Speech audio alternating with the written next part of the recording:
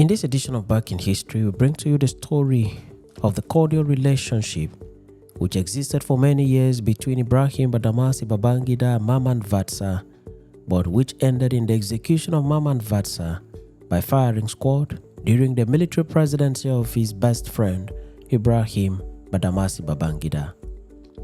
We discuss their growing up years, their education in the same schools, their career progression in the military, the relationship between both of their families, and the events that led to the execution of Mamman Vatsa.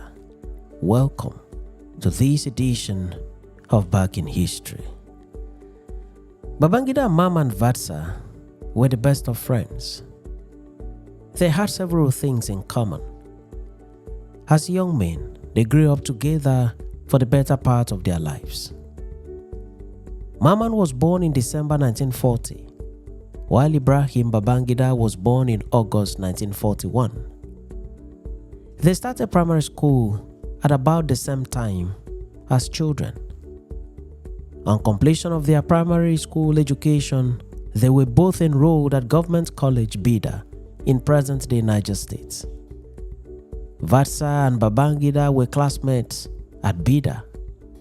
That was in 1957 to 1962, a period of 5 years. At Bida, Vatsa and Babangida bonded so much in friendship and were mostly seen together. Vatsa and Babangida were from present-day Niger State. On completion of their secondary education, Vatsa and Babangida opted to go into the military. At that time, what Nigeria has today as the Nigerian Defense Academy was not there. The institution for the training of young aspirants for the military in Nigeria then was known as the Nigerian Military Training College, known for short as NMTC, Kaduna. Vatsa applied to join the Nigerian Military Training College for a career in the Nigerian Army. On December 10, 1962, he was successfully enrolled to begin his cadet training. Babangida applied to the same school and was also enrolled on the same date, December 10, 1962. In essence, Mamman Vatsa and Babangida began their journey into the Nigerian Army the same day. They trained together and carried on a lot of activities together at the military training school. Their friendship increased the more and more every year. In their time, the military academy in Nigeria operated in partnership with other military training schools abroad. In essence, at that time, the Nigerian Military Training College was not an officer candidate commissioning institution. It only had such capacity in 1964, during which time the institution was upgraded and renamed the Nigerian Defense Academy with full rights and powers to train and commission cadets. During Babangida and Vatsa's time, cadets were sent abroad for completion of training and commissioning, having reached a certain level of training in Nigeria. These cadets were spread across many countries in the world. Mamman Vatsa was sent to the Indian Military Academy in India. Babangida was also sent to the same school. In essence, Mamman Vatsa and Ibrahim Babangida attended the same military school in India and at the same time. There in India, they bonded more in friendship. They trained together in the school, attended classes together, and shared both the good and painful moments as students together.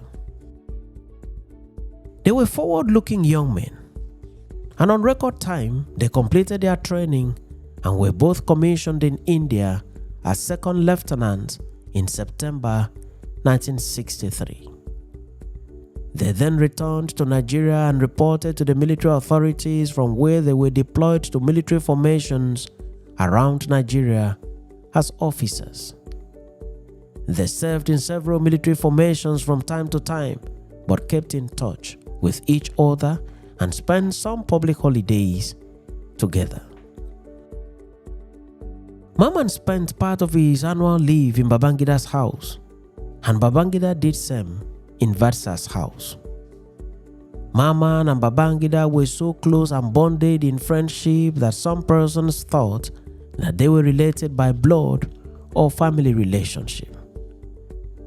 But unknown to them, neither Mamman nor Babangida were related by blood.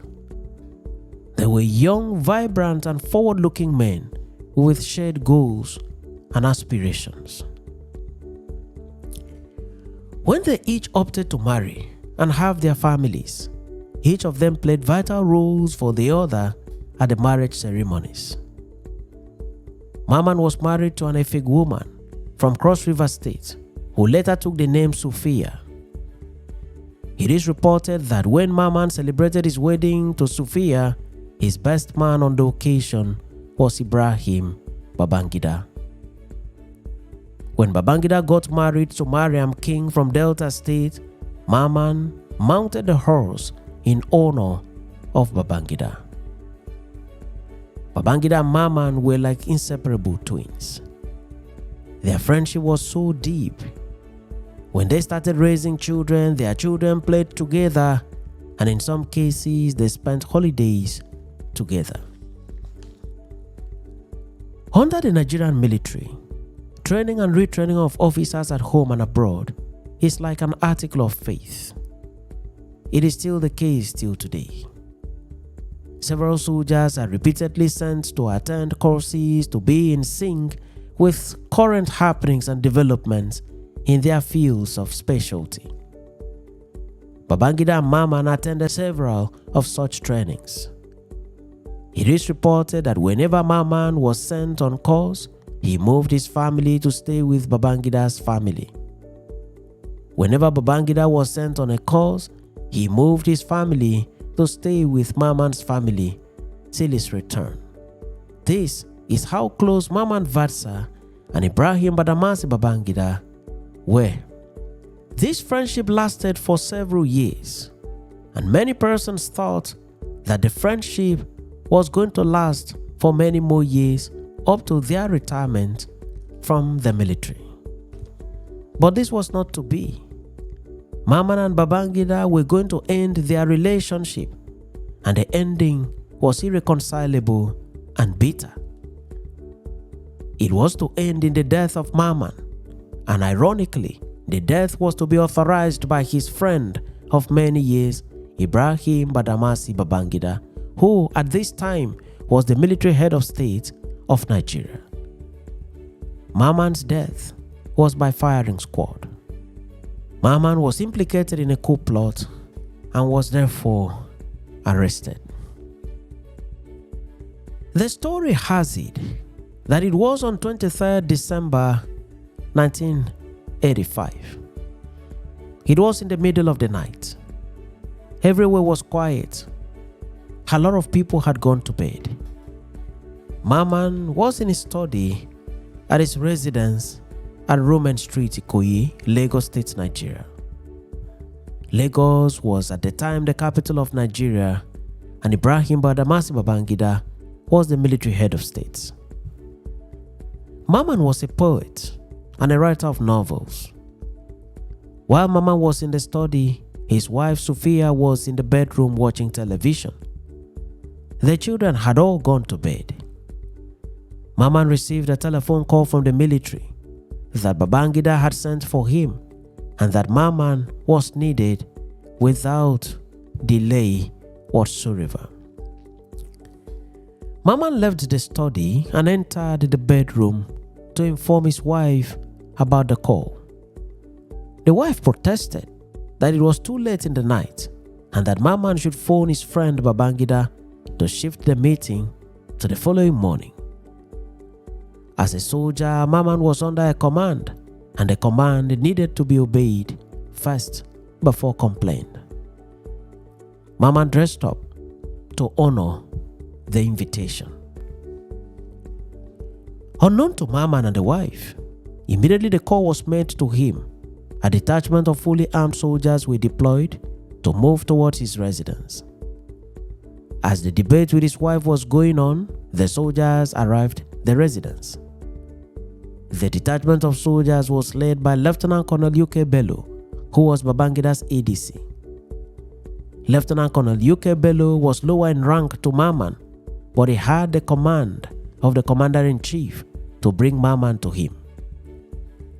At that time, Mamman was a major general. Mamman's residence was immediately surrounded by armored vehicles and military vans. The soldiers came into the compound and instructed Mamman to follow them.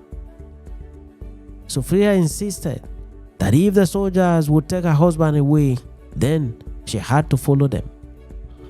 Sophia was a good driver, and she insisted on driving Vatsa in her own Peugeot 404.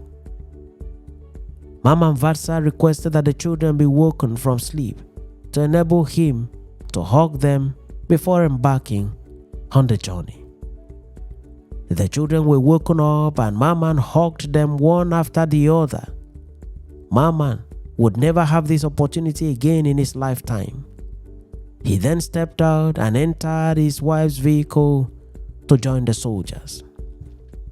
The wife had insisted that she should be the one to drive the husband. The journey commenced with Lieutenant Colonel U.K. Bello leading the convoy. Sophia and Vatsa then followed in their vehicle, and at about 2 a.m., the convoy stopped at number 7 Cameroon Road, Ikoyi. Vatsa was ordered out of the car.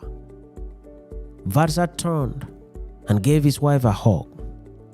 This hug turned out to be their last hug. Mamman told the wife to take care of their children. Sophia then returned home, oblivious of what the next few hours held for her husband. The following day, Sophia learnt that her husband was implicated in a coup said to have been planned to overthrow Babangida. This was barely few months into Babangida's administration. The news space in Nigeria was awash with the news. The world became aware that Mamman Vatsa had been arrested and detained by the Babangida's regime and was at the time of the news being interrogated. Several other military officers and men were also arrested and detained on the same allegation. It was not the best of time for Mamman, and the next few hours and days were very critical for him. Recall that Babangida had become the military head of state of Nigeria on August 27, 1985, following the overthrow of General Muhammadu Buhari from power. The arrest of Mamman on allegation of plotting to execute a coup against his bosom friend came barely 4 months since Babangida took over as head of state. Several persons rejected the story and maintained that Mamman was already an insider in Babangida's administration in view of their long-standing relationship and friendship, and that Mamman could not have planned any coup to overthrow his friend. Several persons also said that Mamman was wrongly framed up in the coup plot. Babangida on his part defended the action of his government and maintained that there was sufficient intelligence to show that Mamman was part of a coup plot to overthrow his government and succeed him as head of state. Sophia on her part maintained that her husband was not involved in any coup plot.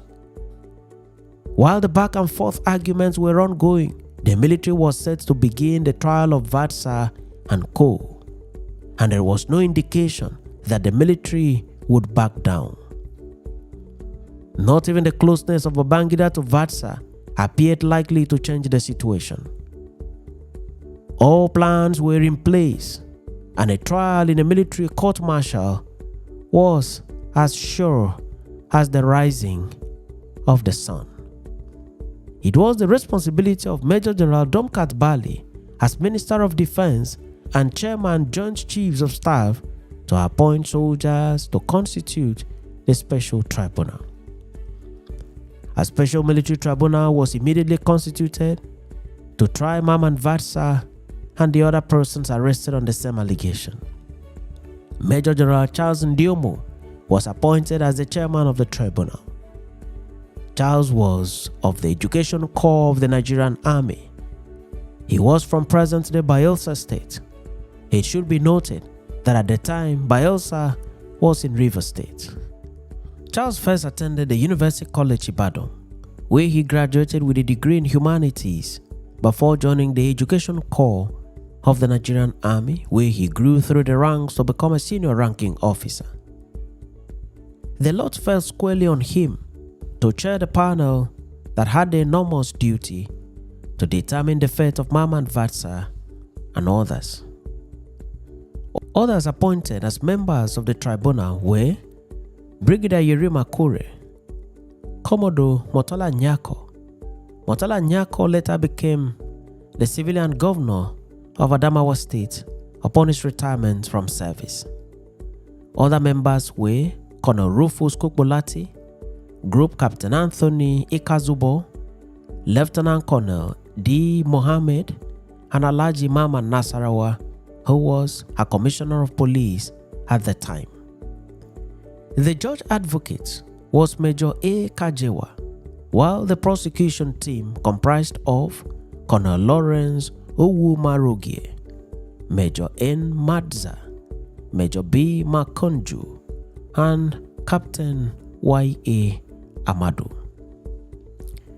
Those arrested and tried with Mamman Vatsa were Lieutenant Colonel Musa B.T. Young, Lieutenant Colonel Christian Oche, Lieutenant Colonel Michael Iyoshi, Lieutenant Colonel M. Effiong, Major D.I. Bamidele, Major D.E. West, Major J.O. Onyeke, Major Tobias Akwashiki, Captain G.I.L. Sese, Lieutenant K.G. Dakpa, Commander A. Oguiji, Wing Commander B.E.N. Ekele, Wing Commander Adamo Sakaba, Squadron Leader Martin Olufolorunsho Luther, Squadron Leader C. Ode, and Squadron Leader A. Ahara.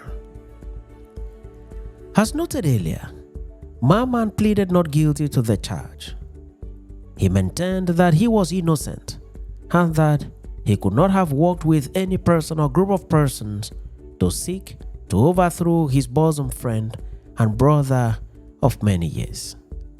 That the allegation was false and deliberately made up by persons who did not wish him well. Others also pleaded not guilty. Trial went on, and the Special Military Tribunal sat almost from day to day. The tribunal sat at the Brigade of Guards headquarters, Lagos. Mamman and others were from there detained at Kirikiri Maximum Prison.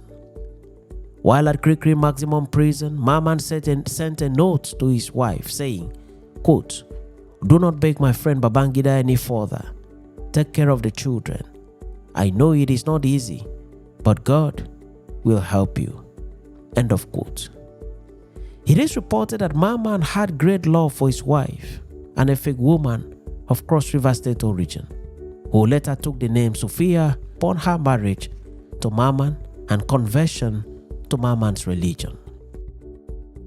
On completion of trial, the Special Military Tribunal pronounced Mamman guilty along with others that were tried on the same charge. Mamman was sentenced to death by firing squad. Others were also found guilty and sentenced to death. A report of the proceedings of the military tribunal together with its verdict was then presented to the military head of state, Ibrahim Badamasi Babangida. The verdict was approved and preparations were made for their execution. While most people thought that Mamman will not be executed by an administration headed by his bosom friend, others also reasoned that having been arrested, locked up, tried along with others, and eventually pronounced guilty, anything was possible. Indeed, everything was possible. Mamman was to be executed by firing squad, and the decision was a concluded decision. Emissaries were sent to Babangida to no avail. Mamman was not only a soldier, he was a writer. He was also a poet. He wrote poems and novels. He was very active in the literary community in Nigeria. He donated generously to that community and even gave them a parcel of land in the present-day Federal Capital Territory for them to build their national headquarters. His ordeal thus became an issue of concern to the literary community in Nigeria and across Africa. Three leading Nigerian literary icons, Chinua Achebe, John Pepe Clark, and Wole Soyinka, took the decision to meet with Babangida at Dodam Barracks and plead for clemency for Mamman. Babangida received them in his office and exchanged warm pleasantries with them. The visitors then pleaded with Babangida for clemency. Babangida gave them the needed attention, but unknown to Achebe, Clark, and Wole Soyinka, the execution of Mamman Vatsa and co. was sure to happen, and the reception of the literal icons was just a mere formality. Minutes after leaving Dodam Barracks, the news broke that Mamman and others had just been executed by firing squad. They were executed on 5th March 1986. Those executed along with Mamman were Lieutenant Colonel Musa Biti Young, Lieutenant Colonel Christian Uche, Lieutenant Colonel Michael A. Iyoshe, Major D.I. Bamidele, Commander A.A. Aguiji, Wing Commander B.E.N. Ekele, Wing Commander Badamosi Sakaba, Squadron Leader Martin Oluforonshaw Luther, and Squadron Leader A. Ahura.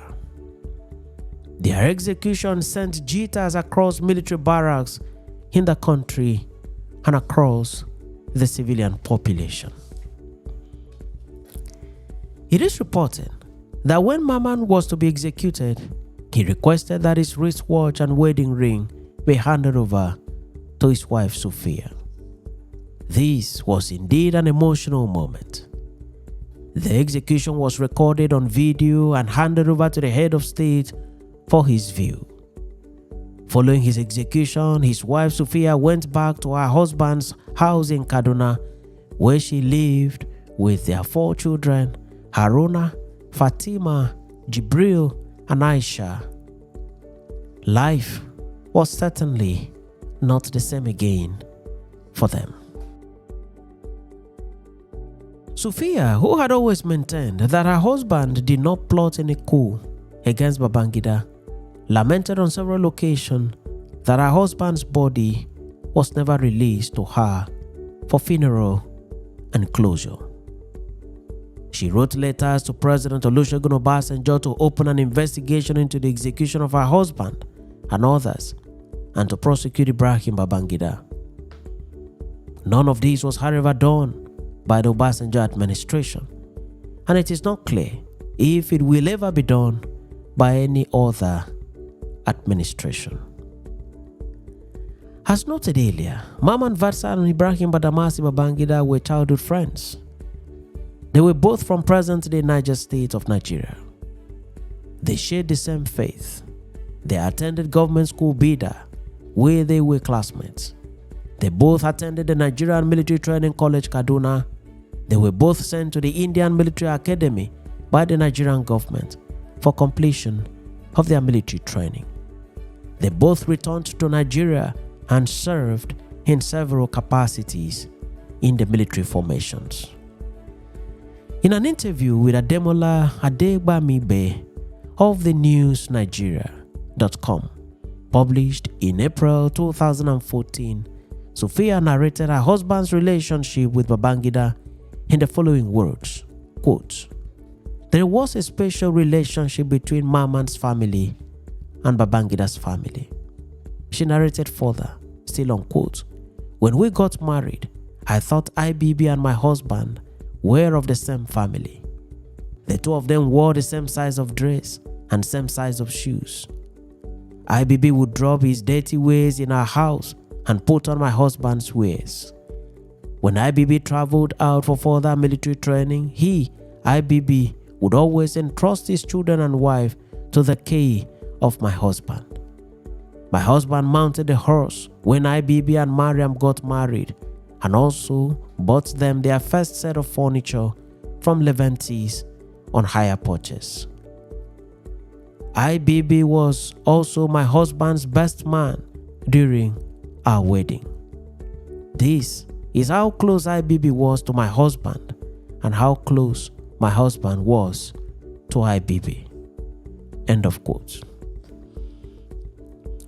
Several analysts have stated that Vatsa was framed up in the coup and that Babangida ought not to have authorized his execution.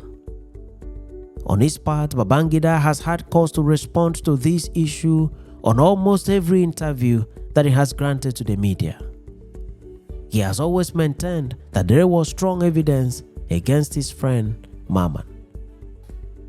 On his part, Mamman's wife maintained her story that her husband did not plan any coup against Babangida. Unfortunately, Mamman Vatsa is not alive to tell his side of the story to the world. The execution of Major General Mamman Vatsa of the Nigerian Army in 1986 is indeed the story of a cordial relationship between two bosom friends, which ended in an anticlimax with the execution of one friend by firing squad upon the orders of a regime headed by the other friend.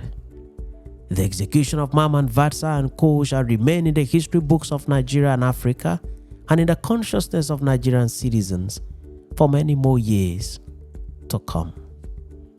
Thanks for watching this episode of Back in History, and do remember to subscribe to the channel or follow the page for regular notification on every new video.